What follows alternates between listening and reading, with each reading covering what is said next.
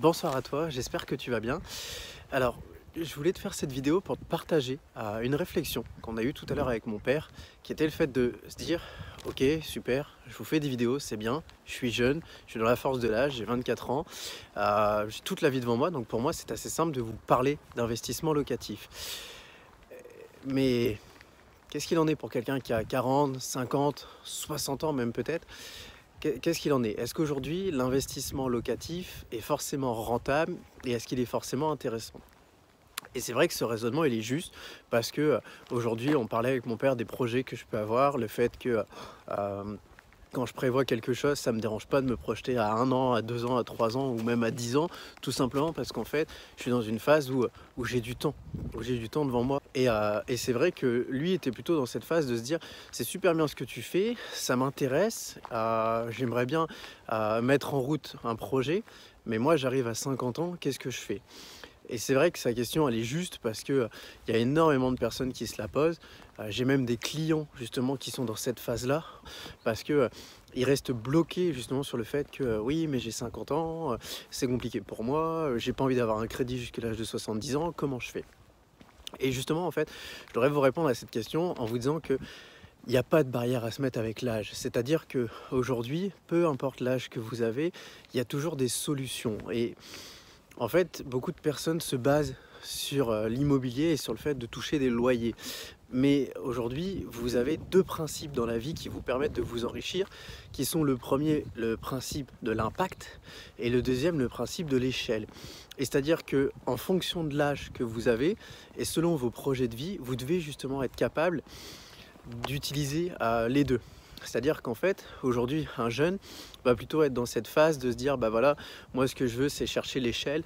Donc c'est faire plein de petits coups qui rapportent peu, mais en faire beaucoup et les étendre sur une longue période pour pouvoir m'enrichir. Quelqu'un qui avance dans l'âge doit avoir le raisonnement inverse. C'est-à-dire que justement, lui c'est l'inverse. Il faut qu'il aille chercher la force de l'impact pour faire justement un seul gros coup qui sera rapide. Et donc, quand on se retrouve dans cette phase, on se retrouve dans une phase où, justement, on a des opportunités comme le fait d'aller faire de l'achat-revente ou même une autre chose, puisqu'aujourd'hui, les gens vont me dire oui, mais le fait que je fasse un achat-revente, est-ce que je suis sûr de retomber sur mes pattes? Comment je fais si jamais je me trompe? Alors, justement, on a une autre phase qui peut vous permettre de vous sécuriser, c'est ce fait de, est-ce que vous avez déjà pensé à optimiser votre crédit? C'est-à-dire que, par exemple, la banque, elle va vous dire, OK, vous avez 50, 55, 60 ans, nous, on ne vous finance pas sur 20, on ne vous finance pas sur 25 ans, on vous finance sur 15 ans, par exemple.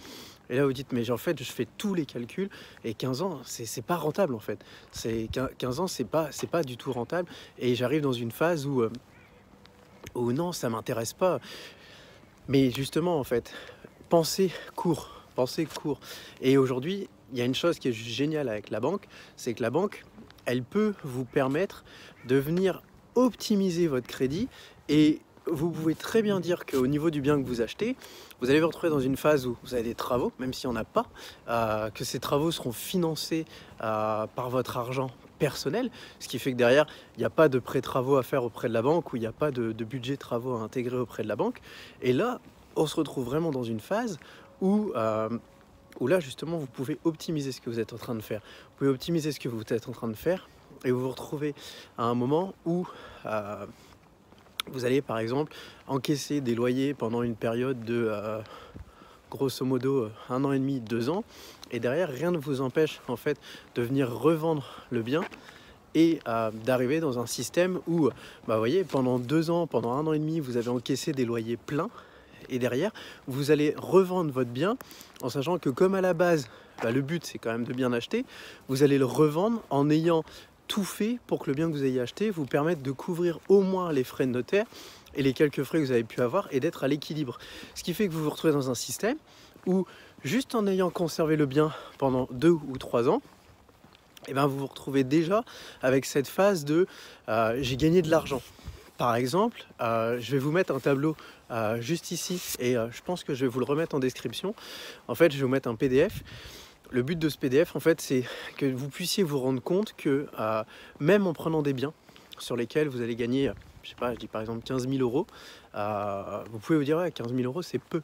Oui, mais aujourd'hui, le but, c'est que ça soit un complément de revenu. Parce qu'on arrive dans une phase où, si vous voulez investir dans l'immobilier, c'est soit que vous voulez préparer votre avenir, soit que vous voulez avoir un complément de revenu parce que vous estimez que vous n'avez pas assez. Et justement, si vous arrivez à avoir ce premier bien qui va vous dégager 15 000 euros, et que derrière, parce que la banque, elle voit que vous avez super bien optimisé votre crédit, que ce que vous faites, c'est bien, et vous avez une épargne de sécurité. La banque, elle peut vous reprêter pour un deuxième, ce qui fait que non seulement vous vous retrouvez dans une gestion qui est assez simple, et vous vous retrouvez aussi dans un système où, quand vous allez vendre le premier, le deuxième va continuer de tourner, vous allez en racheter un troisième, ce qui fait que vous serez toujours dans le système d'avoir deux biens en même temps. Et le fait d'avoir deux biens en même temps, c'est ce qui vous fait optimiser en fait votre temps, puisqu'en fait vous êtes tout le temps en train de gagner de l'argent, et tous les ans, vous êtes dans un système où là, vous allez vendre. Vous allez vendre. Voilà, mon bien il a fini d'amortir, paf, je le vends. Mon bien il a fini d'amortir, paf, je le vends. Et au final, vous allez être dans un système où tous les mois, vous allez avoir un complément de revenu parce qu'en fait, vous serez toujours en différé d'amortissement, vous n'aurez jamais de crédit et vous serez dans un système où, pareil, si le bien a correctement été optimisé, vous serez sur un bien où le but, c'est qu'il n'y ait pas de travaux.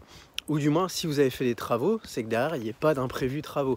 Et comme ça, à partir de là, vous serez toujours avec un système où vous toucherez vos loyers à 100%. Et aujourd'hui, je vais vous le montrer dans le tableau qui est en PDF et que je vous invite à télécharger. Vous allez vous retrouver avec un système où, grosso modo, une fois que vous avez payé tous vos impôts, même en partant sur un système avec un bien qui vaudrait, par exemple, je sais pas, je dis une bêtise, 150 ou 200 000 euros, bah, vous serez capable de vous offrir un complément de salaire de 300-400 euros par mois, ce qui est juste énorme, et voire même beaucoup plus. Alors, je te reprends dans mon bureau, ça sera beaucoup plus simple. En fait, je te parlais dehors et c'est vrai que plusieurs fois je me suis fait couper. J'ai rencontré un jogger qui écoutait ce que j'étais en train de te dire et finalement on en a discuté jusqu'à ce qu'il fasse noir. Derrière, j'ai voulu reprendre la vidéo, mais en fait il faisait complètement noir et donc on n'y voyait plus rien, c'était impossible. Et finalement, en fait, je me dis que c'est une bonne chose. Parce qu'en effet, justement, le but c'est pas de te donner ce PDF et te dire bah voilà, t'as les informations, maintenant débrouille-toi. Je veux quand même te les expliquer pour que tu puisses comprendre et surtout en fait, au travers de ce que je vais te transmettre, que tu puisses être sûr à 100% que c'est pas parce que tu as 50 ans, c'est pas parce qu'on te donne un crédit court que tu peux pas investir dans l'immobilier et que tu peux pas te réussir. Donc, j'ai pris des chiffres qui sont assez bateaux, qui correspondent à l'investissement moyen qu'on peut retrouver en France. Derrière, dans ce tableau, je viens t'expliquer quoi? Je viens t'expliquer que l'astuce, elle résout sur le fait, en fait, de négocier un différé de remboursement avec la banque, comme je te le disais tout à l'heure. Par exemple, en disant à la banque, voilà, j'ai des travaux à faire, je vous donne des devis qui correspondent à une cuisine, à une salle de bain, à de la peinture, et comme je vais tout faire moi-même, j'estime que j'ai besoin de un an, par exemple, un an et demi pour faire les travaux et pour mettre les choses en place. Dans le fond, on sait que c'est pas vrai. On sait que tu vas dire à la banque ça pour avoir ton différé. Mais derrière, ça t'engage à rien. Surtout qu'en plus de ça, tu vas dire à la banque que tu vas financer les travaux avec tes fonds propres. Donc là-dessus, il n'y a pas d'inquiétude à avoir. De l'autre côté, à partir du moment où la banque, elle t'a dit OK, c'est bon, tu vas te retrouver avec deux systèmes. Soit le système d'avoir remboursement partiel avec uniquement les intérêts, ou de l'autre côté, le fait d'avoir un remboursement avec un différé total. C'est-à-dire que là, tu payes que l'assurance. À partir de là, il faut aussi que je t'explique, et c'est logique, ce serait malhonnête de ma part que de ne pas te donner ces informations-là, ou d'oublier de te les donner pour dire « Ah, c'est génial, j'ai une solution, achetez ce que je vais vous vendre derrière », même si là, je te vends rien. Je te partage juste quelque chose, c'est de te dire que tu auras des charges. Tu vas devoir payer l'assurance propriétaire non occupant. En général, sur ce type de bien, c'est des assurances qui font 30 euros par mois. Et à côté de ça, tu as aussi tes impôts fonciers à payer. Aujourd'hui, les impôts fonciers, on ne va pas s'embêter, on va dire que c'est équivalent à un mois de loyer. Donc c'est comme si, grosso modo, tu remboursais à peu près 65-70 euros par mois. Et là, réellement, on se retrouve dans cette phase de ce qui rentre dans ta poche. Qu'est-ce qui rentre dans ma poche? Et il reste un point qu'il ne faut surtout pas oublier, et tout le monde oublie de vous en parler, c'est les impôts. On va partir du principe que ta fiscalité, elle n'a pas été optimisée. Comme ça, je préfère te donner la pire des situations pour te montrer que c'est possible. Et dans une prochaine vidéo, je t'expliquerai comment optimiser ta fiscalité.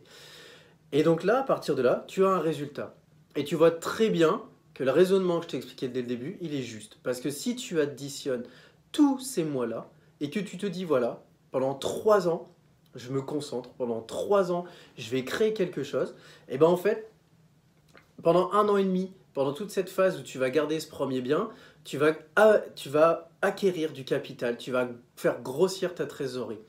Et dans 1 an et demi, en fait, quand tu vas vendre, tu vas te retrouver avec pour la première fois un chèque. Tu vas toucher un chèque qui correspondra au montant que tu retrouves dans le tableau ou au montant que tu retrouveras dans les projections que tu feras. Et ce chèque, en fait, justement, tu vas pouvoir en faire ce que tu veux. Soit tu vas pouvoir venir l'éclater sur plusieurs mois pour te dire, bah voilà, ça me fait un excédent de X euros tous les mois. Soit tu vas pouvoir te faire un plaisir, tu vas te racheter une voiture, tu vas te faire un voyage, tu vas faire une extension à ta maison, tu vas faire un plaisir à tes enfants. Tu vas vraiment pouvoir vivre, tu vas pouvoir faire des belles choses.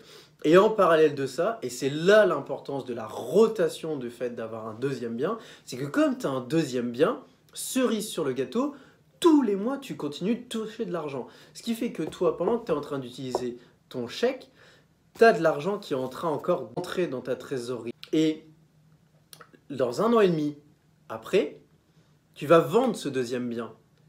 Pareil, tu vas retoucher un gros chèque. Sauf qu'en parallèle, tu auras toujours le nouvel investissement que tu auras racheté qui tournera. Et le fait d'avoir cette rotation de deux biens fait que non seulement tu viens de te sécuriser, parce que si jamais il y avait un pépin, tu as la trésorerie de l'un qui va pouvoir servir pour la trésorerie de l'autre. Et en plus de ça, tu te retrouves dans un système où quand tu vends, eh ben en fait, tu n'as pas coupé la tête à ton investissement. Tu as toujours quelque chose qui tourne à côté. Et ce qui fait que même si tu vas pouvoir te servir pour la première fois au bout d'1 an et demi, eh ben au bout de 3 ans, tu as créé un système qui tourne. Alors, j'espère que cette astuce t'a plu. Je t'invite à me laisser ton avis dans les commentaires et à me partager tes résultats par la suite. À très bientôt.